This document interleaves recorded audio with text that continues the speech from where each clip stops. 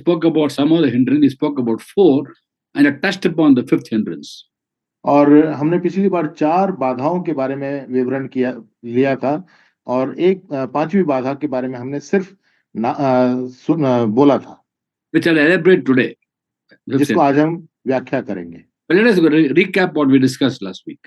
पहले जो हमने पढ़ा है पिछले हफ्ते, उसको हम फिर से दोहरा लेते हैं थोड़ा सा। The first hindrance is cherishing sin.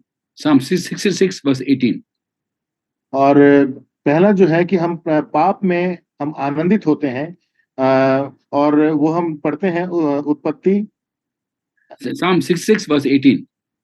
भजन संहिता 66 और उसकी 18वीं है, where it talks about cherishing sin, or rather looking forward to sin, not turning from it, but in a way desiring it to happen once again. और वहां पर हम ऐसा पढ़ते हैं कि हम पाप से फिरना नहीं चाहते हैं, लेकिन हम उसके बारे में और इंतजार करते हैं कि हम अगर मौका मिला तो जरूर मैं पाप कर लूंगा। We all sin in many ways, but we shouldn't look forward to it. हम कई तरह से पाप करते हैं, लेकिन हमें उसकी ओर ताकना नहीं है। Looking forward to sin is cherishing sin, and when you cherish sin, God will not hear. और जब हम पाप के अभिलाषा में रहते हैं, तो फिर जरूर हम पाप करते हैं और प्रभु ये पसंद नहीं करते। The second hindrance we spoke about was lack of faith. In Matthew 21:22, Jesus says, if you believe, you receive whatever you ask for in prayer. और दूसरा जो हमने पाप के बारे में देखा था, वो हमने देखा था कि हमारे विश्वास की घटी के कारण से हम पाप करते हैं, और वो हम पढ़ते हैं मत्ती 21 और उसकी 22वीं आयत में। No, in answer to prayer, our prayers are hindered because of lack of faith. You're talking not about sin, it's about prayer. हमारी प्रार्थना इसलिए रुक जाती है क्योंकि हम विश्वास के साथ प्रार्थना नहीं करते। And if you believe, you'll receive whatever you ask for in prayer. That's what Jesus said in 21st chapter of Matthew, verse 22. और जैसा मत्ती 21-22 में प्रभु ने कहा कि विश्वास से मांगोगे तो तुम्हें सब मिलेगा। And lack of faith hinders our prayers. और जो विश्वास की घटी है, उसके कारण से हमारी प्रार्थना में बाधा आती है। The third hindrance we spoke about was bitterness. और तीसरी जो बाधा के बारे में हमने देखा था, वो था कि हमारे मन में कड़वाहट होती है, तो हमारी प्रार्थना बाधित होती है। In Mark 11 chapter 24 and 25, Jesus says, मरकुस 11 और उसके 24 और 25 में प्रभु ऐसे कहते हैं, whatever you ask for in prayer, believe, receive it, will be yours.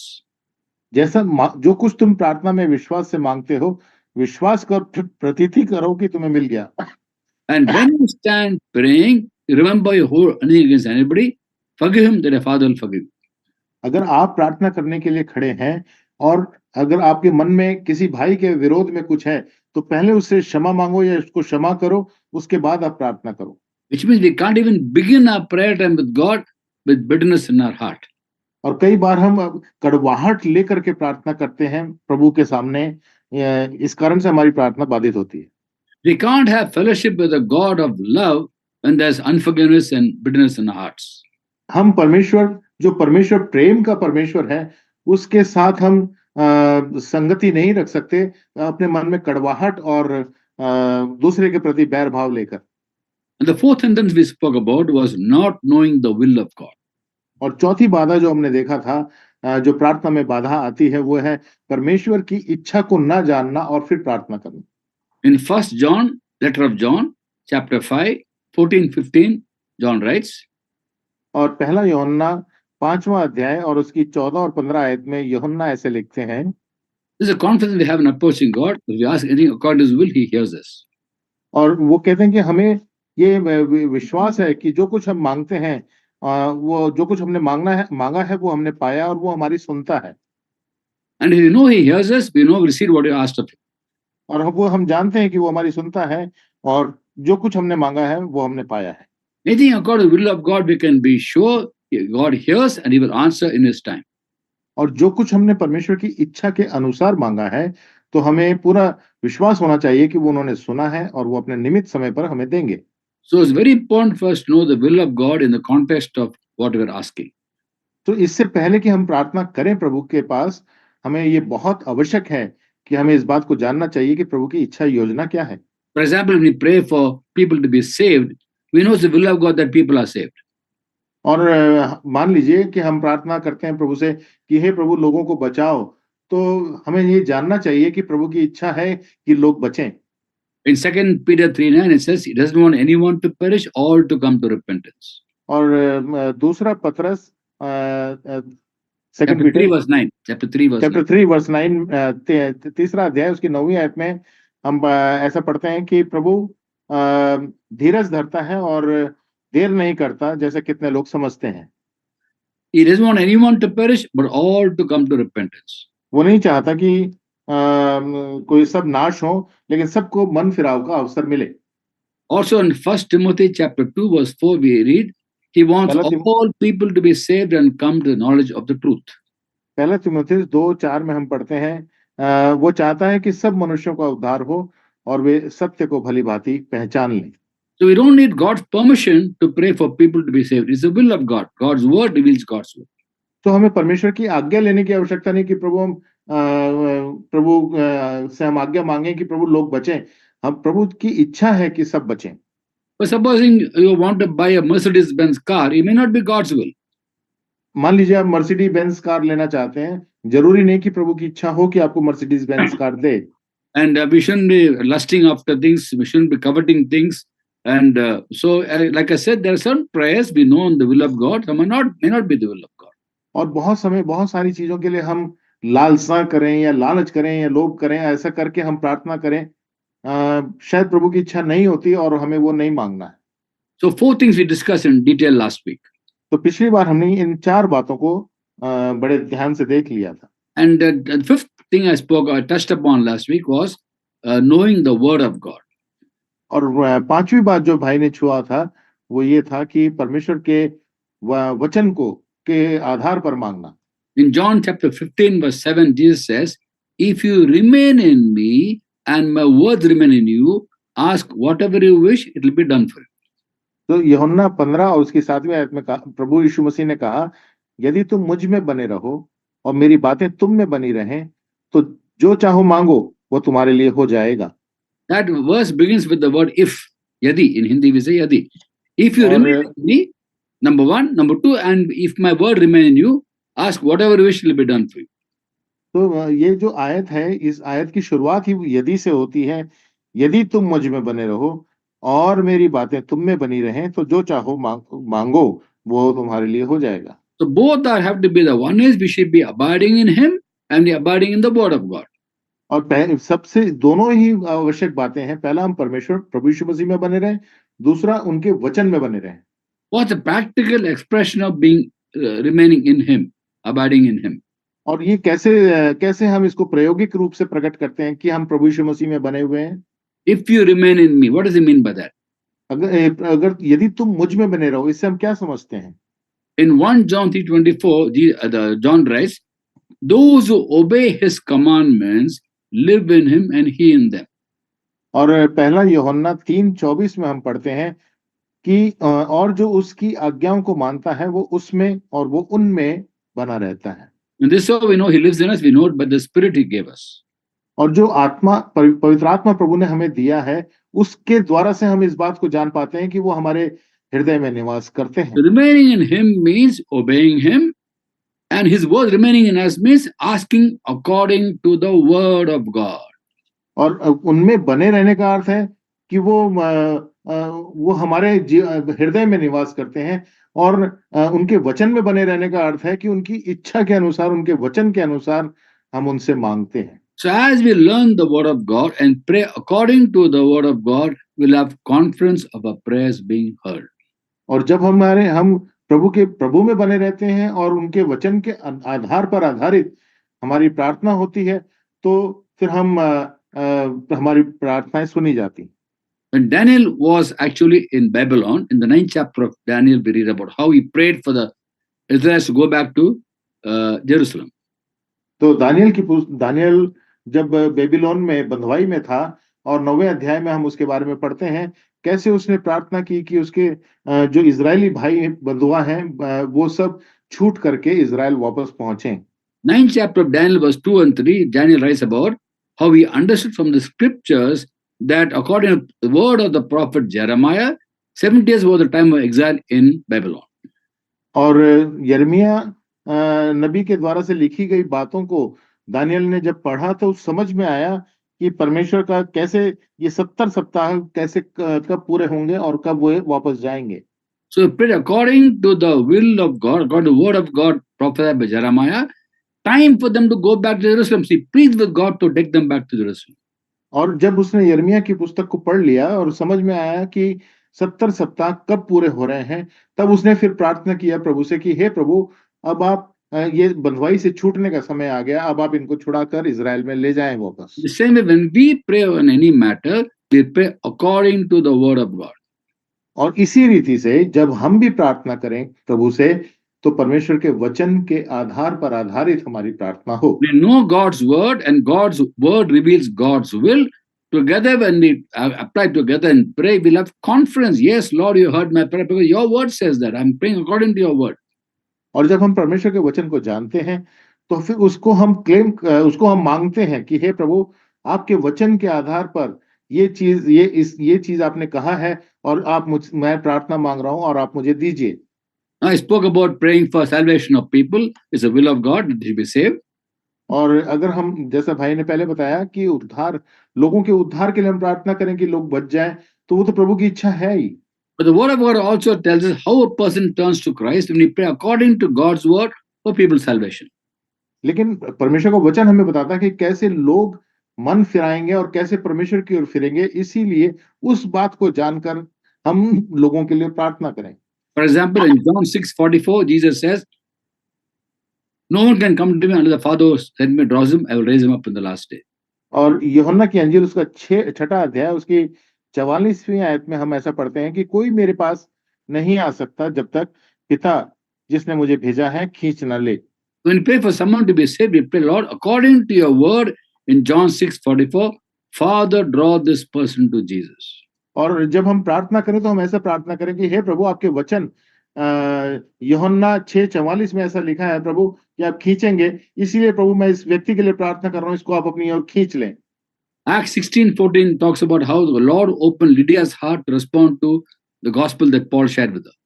और प्रेरितों के काम 16 और उसका 14th वर्ष में हम ऐसा पढ़ते हैं कि लुदिया को कैसे प्रभु ने उसके मन को खोला कि वो पौलुस की बातों पर चित्त लगाए। So we pray for someone to be saved. We pray, Lord, as the gospel is shared with this person, open this person's heart to respond to the gospel according to your word in Acts 16:14. तो अगर हमें प्रार्थना करना है किसी के लिए, तो हम ये प्रार्थना करें, हे प्रभु, प्रेरितों के काम 16-14 के अनुसार प्रभु आप इस व्यक्ति के हृदय को खोल दें ताकि आपका वचन उसके हृदय में प्रवाहित हो। Then we also pray for the minds to be open, because the mind is closed or sealed by the devil because he's blinded the minds of unbelievers. 2 Corinthians 4:4. और दूसरा कुरिन्थियों 4:4 में भी हम पढ़ते हैं कि हे प्रभु, इसके मन को खोल दें ताकि जिसको शैतान ने बांध रखा है उसको आप खोल दें। ऐसा हम पढ़ते हैं कि और उन विश्वासियों के लिए जिनकी बुद्धि कोई संसार के ईश्वर ने अंधी कर दी है, उनके लिए हम ऐसे प्रार्थना करें। Luke 24:45 says, the Lord opened their minds to understand scripture. So we pray, Lord, open this person's mind to understand the gospel, Lord, when this gospel is shared. और लूका और उसकी 24वां अध्याय और उसकी 46वीं आयत में लिखा है, और उसने कहा, यूं लिखा है कि मसीह sorry brother, which verse? Luke 24:45. 45 Yeah. 45वीं आयत में ऐसा लिखा है कि उसने पवित्र शास्त्र को बूझने के लिए उनकी समझ खोल दी। He opened their minds to understand the scripture. So even though devil blinds the minds of unbelievers, the Lord opens their minds. So we pray for the Lord to open their minds. और अगर शैतान लोगों की बुद्धि को अंधेरा कर देता है, लेकिन परमेश्वर उनकी समझ को खोल देता है, इसलिए हम प्रार्थना करें, हे प्रभु, शैतान ने इनकी बुद्धि को अंधा कर दिया है, अंधेरा कर दिया है, आप इनकी समझ को खोल दें। And the fourth way by which we pray for people's salvation is, according to John 15 chapter 26-27, Jesus said, और यूहन्ना 15 उसके 24 और 25 के आधार पर 26 and 27. सॉरी 26 और 27 के आधार पर Lord जैसा says, when the counselor comes whom I have sent from the Father, the Spirit goes out from the Father, he will testify about me. But you also must testify because you have been with me from the very beginning. 26 और 27 में ऐसा लिखा है, यूहन्ना 15, 26 और 27 में, परंतु जब वही सहायक आएगा जिसे मैं तुम्हारे पास पिता की ओर से भेजूंगा, अर्थात वो सत्य का आत्मा जो पिता की ओर से निकलता है, तो वह मेरी गवाही देगा और तुम भी गवाह होगे, क्योंकि तुमने आरंभ से तुम मेरे साथ रहे हो। So we pray, Lord, as the gospel is shared with this person, Holy Spirit, you also share, you also testify. Unless you testify, we don't be any results. So we must know how to pray. Lord, Spirit, keep on striving with that person for him to turn to Christ. तो जब हम प्रार्थना करते हैं तो हम साथ में पवित्र आत्मा परमेश्वर से भी सहायता मांगते रहें कि हे प्रभु, मैं तो प्रचार कर रहा हूं, मैं तो गवाही दे रहा हूं प्रभु, लेकिन आप भी गवाही दीजिए प्रभु। जब आप गवाही देंगे तभी ये व्यक्ति समझ पाएगा। The Bible explains how a person is born again. और बाइबल हमें बताती है एक व्यक्ति का नया जन्म कैसे होता है। In John chapter 3, verse 6, Jesus says, flesh gives birth to flesh, spirit gives birth to spirit. और यूहन्ना 3 और 6 में हम पढ़ते हैं, जो शरीर से जन्मा वो शरीर है, जो आत्मा से जन्मा है वो आत्मा है। Flesh giving birth to flesh is the born experience, physical birth. Spirit giving birth to spirit is a born again experience. और एक व्यक्ति जब शरीर से शरीर का जन्म होता है तो वो जन्म का एक अनुभव है, लेकिन जब आत्मा से आत्मा का जन्म होता है तो वो नया जन्म का अनुभव है। Now that verse John 3:6, spirit giving birth to spirit is, we look at the English Bible, the first spirit is capital S, second spirit is small s. और जब हम इसका आत्मा से आत्मा का जन्म होता है तो जो इसमें अंग्रेजी बाइबल है उसमें स्पिरिट जो है वो पहला स्पिरिट जो है वो बड़े अक्षर में लिखा है और दूसरा जो स्पिरिट है वो छोटे अक्षर में लिखा है S. Capital S is Holy Spirit, small s is the human spirit. और जो बड़ा एस है वो परमेश्वर के आत्मा को वर्णित करता है और जो छोटा एस है वो मनुष्य की आत्मा को वर्णित करता है। So the Holy Spirit gives birth to the human spirit. और पवित्र आत्मा जो है वो मनुष्य की आत्मा को जन्म देते हैं। Man's spirit is cut off from God, is dead from God, and is dead. It comes alive, and the Holy Spirit brings the gospel to people, and they accept Christ. और जो मनुष्य का आत्मा जब परमेश्वर से अलग है तो मृतक है, लेकिन जब पवित्र आत्मा परमेश्वर उसमें आत्मा डालते हैं तो फिर वो नया जन्म होकर के फिर वो मनुष्य का नया जन्म हो जाता है। The Holy Spirit makes the human spirit come alive. So we pray, Lord, please, Lord, testify, let this spirit come alive. That's how we pray. और फिर जब पवित्र आत्मा परमेश्वर जब आत्मा को जन्म देते हैं तो वो आत्मा जीवित हो जाता है। तो हम ऐसे ही प्रार्थना करें, हे प्रभु, आप पवित्र आत्मा परमेश्वर के द्वारा से उस मनुष्य की आत्मा को जीवित करें। So with the word of God we pray, according to God's word we pray, and pray according to the will of God. तो परमेश्वर के वचन के आधार पर हम प्रार्थना करते हैं, परमेश्वर की इच्छा के अनुसार। For example, we pray for unity among churches. It's a very good thing because that's the heart of God that we all may be united. मान लीजिए हम प्रार्थना कर रहे हैं कलीसियाओं के अंदर एकता रहे, तो जरूर प्रभु की इच्छा है कि कलीसियाओं में एकता रहे, ये प्रभु की इच्छा है। That's what Jesus also prayed in the 17th chapter of John, verse 21. He prays for the unity of the churches. These are things we pray according to God's will and God's word. Other things we not know will of God or not. Then we won't have confidence of the prayer being heard. तो प्रभु यीशु मसीह ने भी सबकी एक मनता के लिए प्रार्थना की और वो यूहन्ना के अंजील उसके 17वें अध्याय में हम पढ़ते हैं। Okay, that's number 5 we have covered, word of God. तो पांचवी बात हमने कवर कर लिया, छठी बात में हम आते हैं। Sixth hindrance is asking God the wrong motivation. अगर छठी जो हमारी बाधा है हमारी प्रार्थनाओं में, वो है गलत उद्देश्य के साथ, इच्छा के साथ मांगना। In the book of James, chapter 4, verse 3 and 4, 2 and 3, we read, James writes, you don't have because you don't ask God.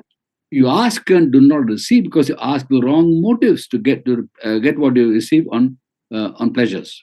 तो याकूब की पत्री उसके चौथे अध्याय उसकी दूसरी और तीसरी आयत में हम पढ़ते हैं, तुम लालसा रखते हो और तुम्हें मिलता नहीं, तुम हत्या और डाह करते हो और कुछ प्राप्त नहीं कर सकते, तुम झगड़े और लड़ते हो, तुम्हें इसलिए नहीं मिलता कि मांगते नहीं, तुम मांगते हो और पाते नहीं इसलिए कि बुरी इच्छा से मांगते हो ताकि अपने भोग विलास में उड़ा दो। बुरी इच्छा से मांगते हो, you asking the wrong motivation. तो हम बुरी इच्छा से मांग रहे हैं। Now we may ask for the right things but with the wrong motivation. कई बार हम सही चीज तो मांग रहे हैं, लेकिन उसकी उद्देश्य गलत है। Take for example, you're asking God, Lord, I want to have gifts of healing. मान लीजिए हम प्रभु से प्रार्थना कर रहे हैं, प्रभु मुझे चंगाई का वरदान मिले, I want to have the gift of working miracles. और या फिर मुझे आश्चर्य कर्म करने का वरदान मिले। Now, it's a very good thing to ask God for these things because these are gifts of God. ये तो बहुत अच्छी बात है कि हम प्रभु से ऐसे वरदान मांगे, क्योंकि ये परमेश्वर के वरदान हैं। But the motivation could be wrong. लेकिन उसके पीछे हमारी मनसा गलत हो सकती है, इच्छा गलत हो सकती है। Motivation could be to become very popular. When you have gifts of healing and if you have miraculous powers, everybody be at your door asking for your prayer and you feel very, very important. और फिर शायद ऐसा हो सकता है कि हम प्रभु से ये मांग रहे हैं कि मुझे ये वरदान मिले, ताकि लोगों में मैं प्रख्यात हो जाऊं, विख्यात हो जाऊं, मेरे घर के बाहर भीड़ लगी रहे लोगों के लिए, चंगाई के लिए। God examines our heart to know what is the reason we asking these things. और प्रभु हमारे हृदयों को जांचते हैं, वो ये जानते हैं कि हम किस मनसा से प्रभु से हम मांग रहे हैं। It's not only what we ask is important, why we're asking is important. हम क्या मांग रहे हैं ये महत्वपूर्ण नहीं है, लेकिन हम क्यों मांग रहे हैं, किस लिए मांग रहे हैं, ये महत्वपूर्ण बात है। There's nothing wrong in asking God for spiritual gifts, but then what's the purpose? Is it to become very popular and to project yourself as a spiritual person, or to glorify God and edify His people? और अगर हम कोई वरदान मांग रहे हैं, ये गलत नहीं है प्रभु से आत्मिक वरदानों को मांगना, लेकिन क्या ये वरदान के द्वारा से हम प्रभु की महिमा करना चाहते हैं या अपनी महिमा लेना चाहते हैं? And God examines our hearts to see what's the motivation. और प्रभु हमारे हृदय को अच्छे से जानते हैं कि हमारे हृदय की मनसा इच्छा क्या है। In Proverbs 16:2 it's written, all a man's ways seem innocent to him, but motives are weighed by the Lord. और नीति वचन उसके 16 और उसके 22वें आयत में हम पढ़ते हैं, Proverbs 16:2, all a man's ways seem innocent to him, but motives are weighed by the Lord. What's the motivation? नीति वचन 16:2 में हम पढ़ते हैं, मनुष्य का सारा चाल चलन अपनी दृष्टि में पवित्र ठहरता है, परंतु यहोवा मन को तौलता है। Even in ministry we find sometimes people say, Lord, I want a very effective ministry, but they want the ministry to make money for themselves. They peddle the word of God for profit.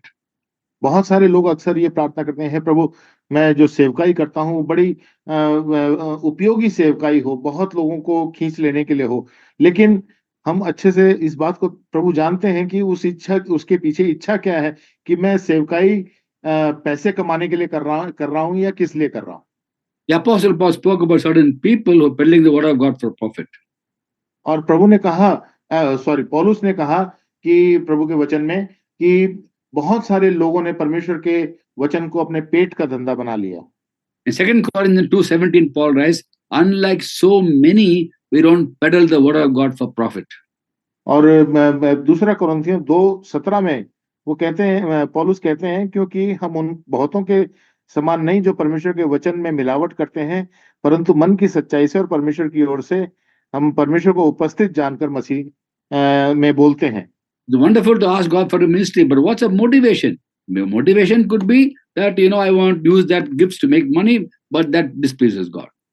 और ये तो बहुत अच्छी बात है कि हम प्रभु से एक उपयोगी सेवकाई के लिए प्रार्थना करें, लेकिन उस उपयोगी, जब प्रभु हमारी सेवकाई को उपयोगी करते हैं तो उसके पीछे फिर हमारा धन प्राप्ति मनसा दिखाई देती है। So wrong motivation will not give us a confidence that our prayers are heard and will be answered. तो अगर हम गलत मनसा से, गलत इच्छा से प्रभु के सामने मांग रहे हैं, तो कभी भी हमें ये ढाढ़स नहीं होगा कि मेरी प्रार्थना सुन ली गई है। Always in serving God, our motivation must be to glorify His name and edify and build up people. Unbelievers to be saved, believers to be built up. और जब भी हम प्रभु से प्रार्थना करते हैं, तो हमारी प्रार्थना का मकसद, उद्देश्य यही होना चाहिए कि बहुत सारे लोगों की उन्नति हो, परमेश्वर के वचन को बढ़ोतरी मिले और परमेश्वर की इच्छा योजना पूरी हो। That was the motivation for the ministry of the Apostle Paul, who says, "Follow me as I follow the Lord." और यही प्रोत्साहन था पौलुस का, जिसके द्वारा वो ये कहता है कि जैसा मैंने मसीह को मैं अनुसरण करता हूँ, ऐसे तुम मेरा अनुसरण करो। In Romans 15:17 he writes, "I glory in Christ Jesus in my service to God." Romeo 15 उसका 17 में, 17th verse. 17 में वो कहते हैं, सो उन बातों के विषय में जो परमेश्वर से संबंध रखती है मैं मसीह यीशु में बड़ाई कर सकता हूँ। So he's glorifying Jesus. Now also in Philippians 3:3 he says, is we who worship by the Spirit of God, who glory in Christ Jesus and put no confidence in the flesh. तो वो हम प्रभु की महिमा, प्रभु यीशु मसीह की महिमा कर रहे हैं। तभी वो फिलिपियों 3:3 में कहते हैं, क्योंकि खतना वाले तो हम ही हैं जो परमेश्वर की आत्मा की अगुवाई से उपासना करते हैं और मसीह यीशु पर घमंड करते हैं और शरीर पर भरोसा नहीं रखते। Also in terms of people, his motivation was to build up people, not to pull them down, but to build them up. और लोगों के विषय में अगर कहें तो पौलुस की मन की इच्छा सिर्फ यही थी कि लोगों में उन्नति आए, ना कि उनको वो खींच कर नीचे पटक दें या गिरा दें। As an apostle, he was given authority, which he had used, and he knew how to use the authority.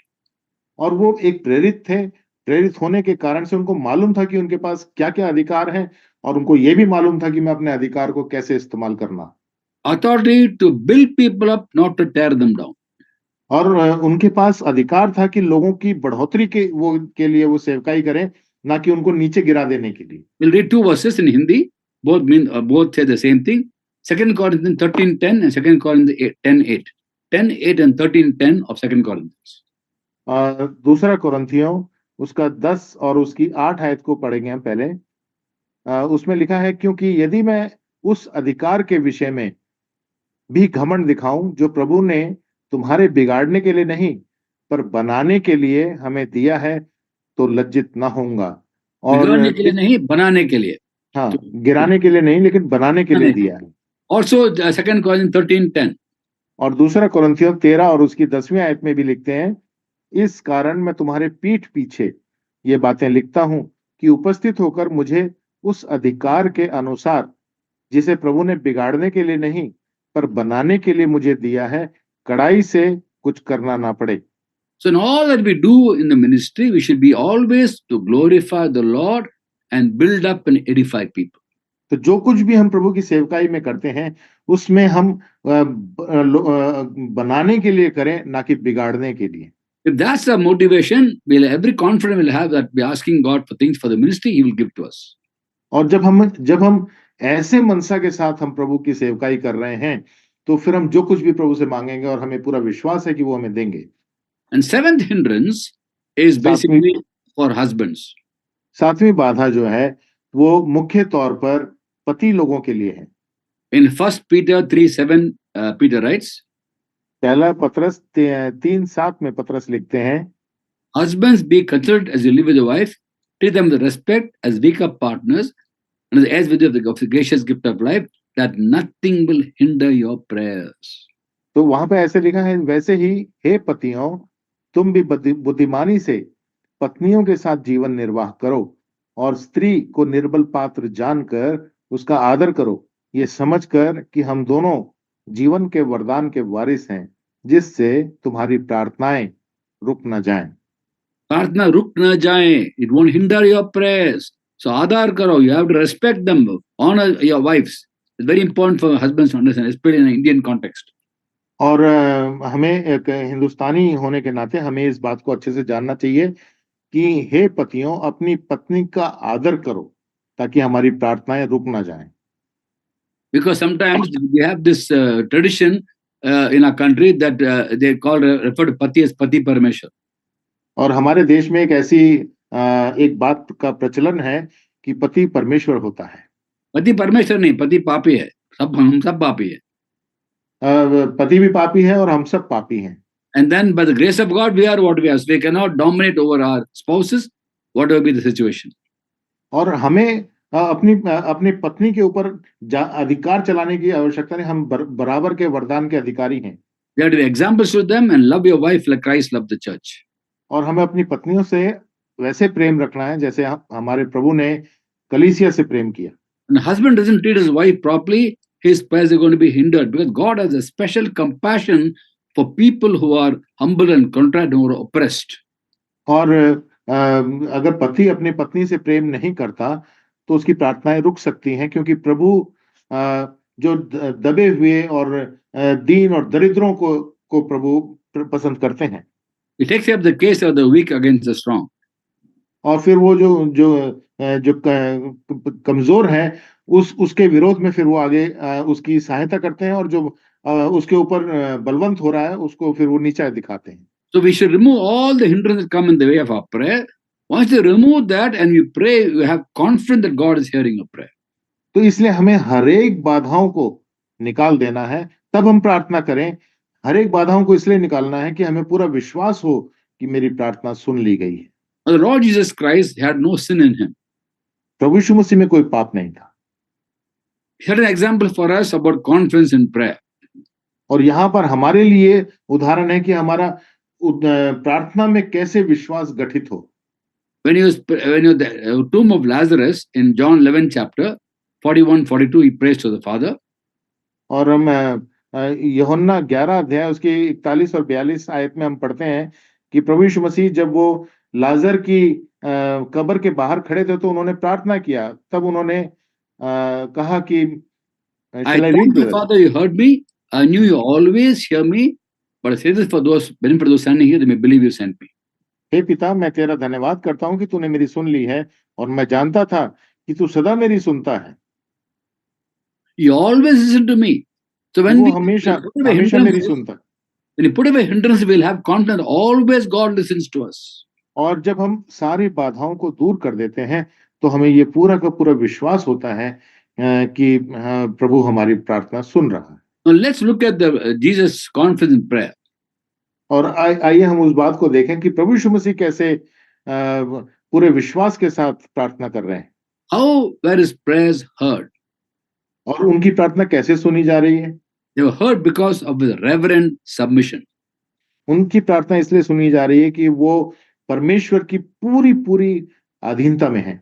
Not just submission, reverent submission. सिर्फ अधीनता नहीं, एक परमेश्वर का सम्मान करते हुए अधीनता। Please read in Hindi, Hebrews chapter 5 verse 7. Believe, just save time, believe only in Hindi. इब्रानियों 5 और उसकी 7वीं आयत को हम पढ़ते हैं। उसमें लिखा है, उसने अपनी देह में रहने के दिनों में ऊंचे शब्द से पुकार पुकार कर और आंसू बहा बहा कर उससे जो उसको मृत्यु से बचा सकता था प्रार्थनाएं और विनती की, और भक्ति के कारण उसकी सुनी गई। Because the reverent submission, bhakti is actually, in English it says reverent submission. His prayers were heard. और हिंदी में भक्ति लिखा है, लेकिन परमेश्वर का सम्मान करते हुए उन्होंने प्रार्थना की। Now, many ways we all submit to God, but may not do it reverently. We do it grudgingly or we do it reluctantly. कई हम बहुत समय अपने आप को प्रभु के अधीनता में सौंपते तो हैं, लेकिन परमेश्वर को ईश्वरत्व के आधार पर आधारित नहीं हम सौंपते, वरन मन में कुछ भावनाएं रखते हुए हम सौंपते हैं अपने आप को। But for Jesus, his food was to do the will of the Father in heaven. John 4:34, he says to the disciples. और यूहन्ना 4:34 में जैसे प्रभु ने कहा कि मेरे प्रभु का काम करना ही मेरे लिए भोजन है। Therefore, he reverently submitted to the will of the Father, and he was heard because of reverent submission. He prayed with loud cries and tears. और फिर प्रभु प्रार्थना बहुत आंसुओं को बहा बहा कर और पुकार पुकार कर और पूरे आदर के साथ, पूरे सम्मान के साथ परमेश्वर को के सामने प्रार्थना करते थे। And he was prevailing in prayer for people to be saved, for people to be delivered, and everything he prayed, Father in heaven heard, and that's why he had such an effective ministry as an example for us.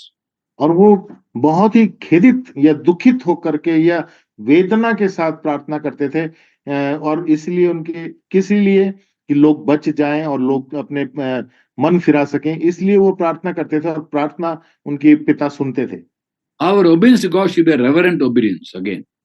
तो हमारा जो आज्ञाकारिता है वो प्रभु को सम्मान देते हुए आदर के साथ होना चाहिए। We don't obey God grudgingly or mourningly or reluctantly, but we obey God joyfully because we want to love Him and we want to please Him in our. तो परमेश्वर के हम परमेश्वर से प्रेम करें, हम इसकी मन में कुछ मन मुटाव की भावना रख के या किसी और कारण से हम प्रभु से का आदर ना करें, सिर्फ इसीलिए आदर करें कि हम उनसे प्रेम करते हैं, उनकी आज्ञा मानना चाहते हैं, उनसे और हमारी वो प्रार्थनाओं को सुनाने के लिए हम करें।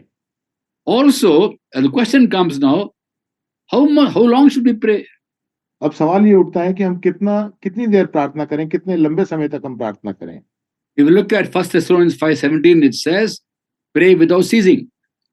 और पहला थिस्सलुनीकियों 5:17 में हम पढ़ते हैं कि बिना बिना रुके निरंतर प्रार्थना में लगे रहो। And the word without ceasing in English is two words. In the Greek Bible is one word called adialektos. और इंग्लिश में जो शब्द है विदाउट सीजिंग, ये दो शब्द हैं। हिंदी में निरंतर है, लेकिन जो यूनानी भाषा है उसमें एडियालेप्टोस शब्द का इस्तेमाल किया गया है। It means like this word is used to describe somebody who has a cough. When you have a cough, you keep coughing, and it's all interrupted cough. और ये उस तरह का शब्द है जो उस तरह का वर्णन होता है, जैसे मान लीजिए किसी को खांसी है तो वो बार बार खांसता ही रहता है, थोड़ी थोड़ी देर में खांसी आती रहती है उसको। Whole day you cough, you stop, you cough, you stop, keep on coughing, and people say you're always coughing. It's not a continuous cough, interrupted cough.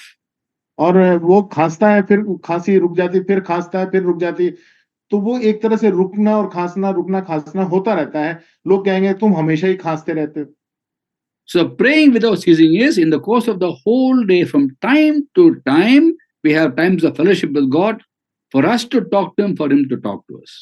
और निरंतर प्रार्थना करने का मतलब यही है कि हम दिन भर में जब जब हमें अवसर मिलता रहे हम प्रार्थना करते रहें प्रभु से।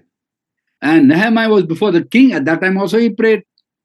नहमिया राजा के सामने खड़ा था और वो उस समय में भी प्रार्थना कर रहा था।